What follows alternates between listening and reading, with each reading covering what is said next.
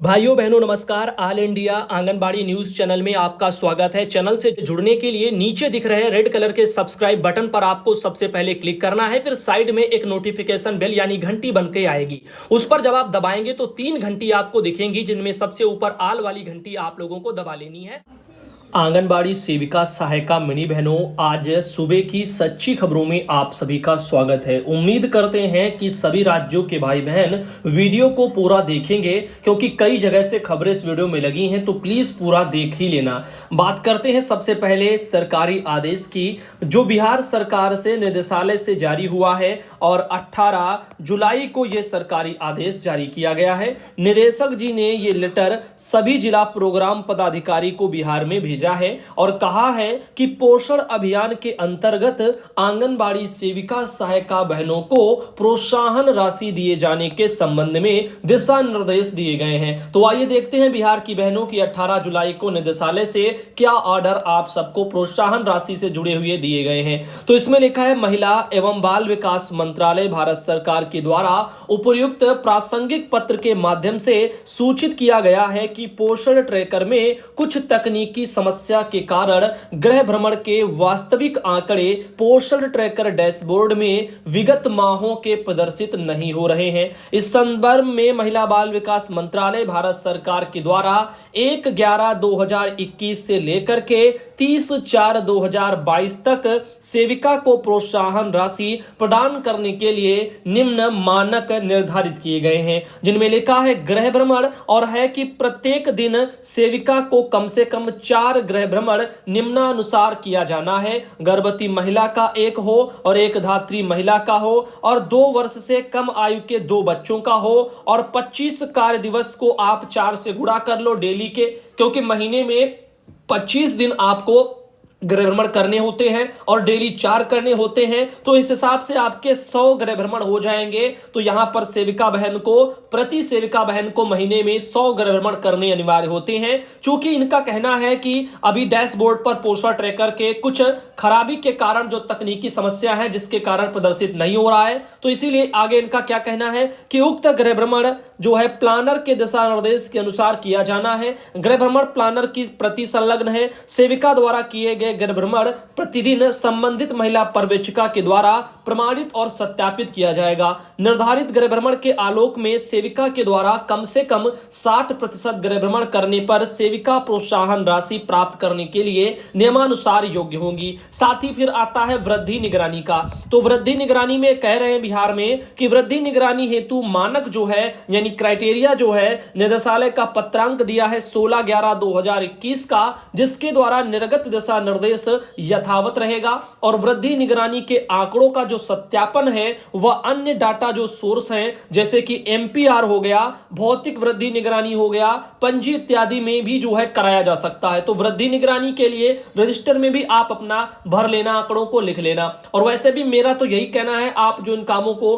अपना एक अलग रजिस्टर बना ले और कर लिया करें, क्योंकि पोषण ट्रैकर जैसा कि आपको पता है आए दिन गलतियां उसमें बनी रहती हैं। तकनीकी खराबी के चलते आपकी मेहनत बर्बाद हो सकती है। तो रजिस्टर पर अगर आपका कोई रिकॉर्ड नहीं होगा तो फिर वो बेकार जाएगा, इसीलिए रजिस्टर पर भी रिकॉर्ड बनाए रखें। उपरोक्त दिशा निर्देश की तिथि 1/11/2021 से लेकर के 30/4/2022 तक के लिए यह लागू होगा। और उक्त दिशा निर्देश के अनुसार सेविका सहायिका को नियमानुसार प्रोत्साहन राशि का भुगतान करना सुनिश्चित करें। तो इस समय की जो प्रोत्साहन राशि है वो आपके शायद अब ऑफलाइन मैटर के आधार पर आएगी बिहार की बहनों, क्योंकि पोषण ट्रैकर पर तकनीकी खराबियां चल रही थी। अब बात करते हैं अगले मैटर की, जो कि शांति देवी बहन आती हैं राजस्थान के नागौर जिले से। और राजस्थान की बहनों ध्यान देना, रामावतार मीना जो निदेशक है आपके वहां, उनके द्वारा राजस्थान सरकार से निदेशालय से एक ये सरकारी आदेश 24 जून को जारी हुआ था। और ये सूचना काफी इंपॉर्टेंट है, आइए ध्यानपूर्वक देखते हैं। लिखा है, विभाग के द्वारा आईसीडीएस योजना के अंतर्गत बाल विकास परियोजना के अधीन संचालित आंगनबाड़ी केंद्रों और मिनी आंगनबाड़ी केंद्रों के लिए निम्नानुसार मेडिसिन किट की आपूर्ति के लिए उपापन की जो है विषय वस्तु विनिर्माताओं के ऑनलाइन ई-बिड आमंत्रित की गई है। तो आइए इस पर हम फोकस करते हैं, तालिका पर, और समझने का प्रयास करते हैं।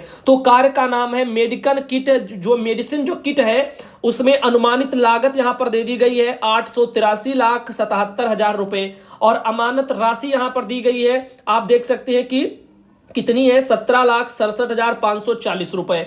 अब देखिए यहां पर आगे ले चलते और अगला है बिड प्रपत्र का मूल्य। वो यहां पर लिखा गया है, यहां पर आप देख सकते हैं 1,000 प्रत्येक का। और आपका RISL वगैरह प्रोसेसिंग शुल्क भी 1,000 प्रत्येक का। बिड जो है आमंत्रणकर्ता के बारे में लिखा, निदेशक समेकित बाल विकास सेवा राजस्थान जयपुर। और बिड प्रपत्र के डाउनलोड करने की दिनांक और समय दिया है 29 जून प्रातः 11 बजे से लेकर के 20 जुलाई को प्रातः 11 बजे तक डाउनलोड होगा। अब प्री बिड जो है यहां पर मीटिंग की दिनांक व समय 6 जुलाई दोपहर 2 बजे रखी गई थी, जो मीटिंग हॉल निदेशालय सेवाएं जयपुर वगैरह में। अब देखो संशोधन के जो डेट थी वो 12 जुलाई थी। इस तरह से सारी चीजें यहां पर दी हुई हैं। तो बिड के तकनीकी प्रस्ताव खोलने की जो अंतिम तिथि थी वो 20/7/2022 थी, दोपहर 2 बजे थी।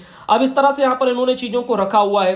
खैर नीचे इन्होंने कहा है कि ई बिड शुल्क व बोली प्रतिभूति राशि का डिमांड ड्राफ्ट बैंकर्स चेक निदेशक समेकित बाल विकास सेवाएं इनके पक्ष में तथा प्रक्रिया शुल्क का demand draft bankers bank RI जो है CL जयपुर के पक्ष में दे होगा। तो इस तरह से चीजें यहां पर निकल के मैटर आ रही हैं। रामावतार मीना निदेशक जो है समेकित बाल विकास सेवाएं राजस्थान जयपुर से बहुत ही एक बढ़िया सा एक लेटर इस संबंध में आया था। वहीं आपसे बात करें उर्मिला बहन जो सोनभद्र जिले से आती हैं, उत्तर प्रदेश का मैटर है, ध्यानपूर्वक बहनों सुनिएगा। यहां पर आंगनबाड़ी कर्मचारी संघ उत्तर प्रदेश की तरफ से एक ये लेटर जारी किया गया है और ये ज्ञापन दिया गया है श्रीमान जिलाधिकारी महोदय सोनभद्र को और जनपद की समस्याओं के संबंध में है। आइए देखते हैं क्या क्या समस्याएं हैं। आंगनबाड़ी कार्यकर्ती को अपना सीनियरिटी एवं योग्यता के आधार पर पहले प्रमोशन करने के बाद नई भर्ती की जाए।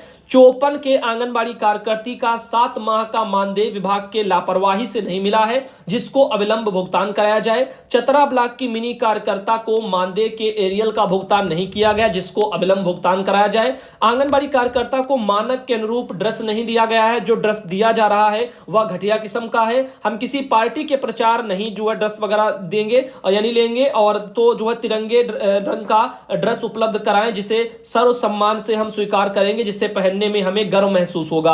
आंगनबाड़ी कार्यकर्ती को जो भी मोबाइल दिया गया है वह घटिया किस्म की कंपनी का मोबाइल है, जो अच्छे से काम नहीं करता है। इस तरह से यहां पर भी जिक्र किया गया है। तो कार्यकर्ती को विभागीय कार्यों को समय से संपादन करने के लिए अच्छी क्वालिटी का मोबाइल प्रदान किया जाए और हर माह रिचार्ज की व्यवस्था की जाए। अन्यथा की स्थिति में जब तक मोबाइल नहीं दी जाती है तब तक मोबाइल पर काम करने का दबाव न दिया जाए। विभाग में कार्यकर्तियों का 2-2, 3-3 केंद्र का चार्ज उनको दिया गया है। जो कार्यकर्ती अपने केंद्र के साथ साथ अन्य केंद्र का संचालन करती हैं, जिसे सुचारू रूप से चला सके, उन केंद्रों के लिए अलग से व्यवस्था वहां पर दी जाए। अतिरिक्त केंद्र चलाने के लिए किसी आंगनबाड़ी को दबाव न दिया जाए और कार्यकर्तियों को केंद्र पर जो सामान दिया गया है वह फिर दूसरे केंद्र पर दिया जा रहा है। ऐसा क्यों है? सामान की ढुलाई का पैसा कौन देगा? इसकी जिम्मेदारी किसकी होगी? कार्यकर्ता को प्रति 5 वर्ष पर एक वेतन वृद्धि दी जाती है। जिस कार्यकर्ती की सेवा 5 वर्ष से अधिक हो चुकी है उसको समय के हिसाब से वो जो है यहां पर नहीं दिया जा रहा, उसको भी दिया जाए। साथ ही जिन कार्यकर्ताओं को 60 वर्ष मानते हुए सेवा मुक्त किया गया है, फिर भी समय से सेवा न मुक्त करने के कारण उन कार्यकर्तियों से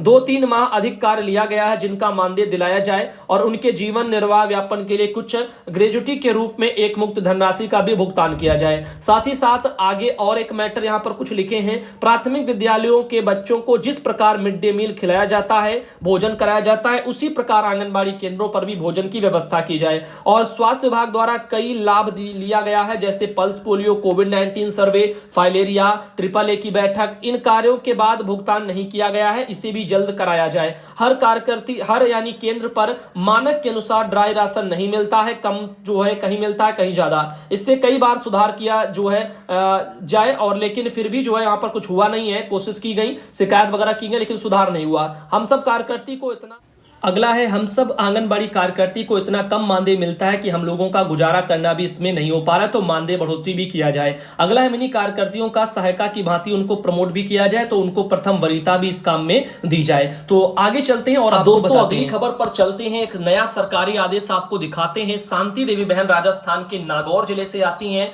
उन्होंने राजस्थान सरकार में निदेशालय से जारी एक ये सरकारी आदेश जो 11 जुलाई को जारी हुआ है, जिसे उप निदेशक महिला बाल विकास विभाग को और बाल विकास परियोजना अधिकारियों को पूरे राजस्थान में भेजा गया है। और ये लेटर है उड़ान योजना सैनिटरी नैपकिन वितरण के लाभार्थियों का जो डाटा है वो व्यक्तिगत जन आधार नंबर से सर्च करके राज्य आंगन जो है AAA मोबाइल ऐप इसके माध्यम से लिए जाने के संबंध में है। तो इसमें कुछ आवश्यक निर्देश दिए गए हैं, जिनमें पहला है अपडेटेड वर्जन राज्य आंगन, जिसको AAA मोबाइल ऐप की जो APK फाइल है वो राज्य पोषण के सभी लॉगिन में डाउनलोड ऐप जो है उपलब्ध है। कार्यकर्ता मिनी कार्यकर्ता के मोबाइल पर अपडेटेड जो वर्जन है राज्य आंगन यानी AAA मोबाइल ऐप वो इंस्टॉल करके लॉगिन करवाना है। तो इसके बारे में बोला गया है। तो पूर्व में जो इंस्टॉल ऐप हो उसको अनइंस्टॉल करके और फिर अपडेटेड जो है वर्जन उसको इंस्टॉल करवाया जाएगा। अब है कार्यकर्ता मिनी कार्यकर्ता को जन आधार पोर्टल से